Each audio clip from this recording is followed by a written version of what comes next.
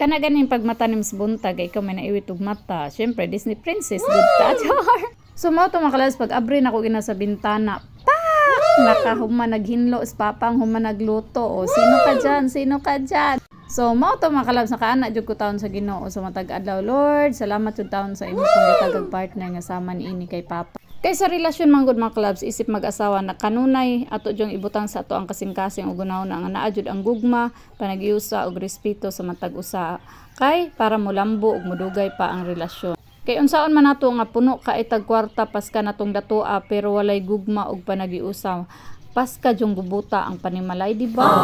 So mo na kinahanglan jud mga kalabs ang ato ang panimalay na adyo kanunay ang Ginoo uban kanato ug ato adyo nang isentro kanunay jud ang Ginoo sa ato ang kaminyoon aron na adyo ang kalipay nga ato ang matagamtaman ug naa jud ang kalinaw sa pagpuyo ug uban sa grasya sa Ginoo nga modagayday diri kanato.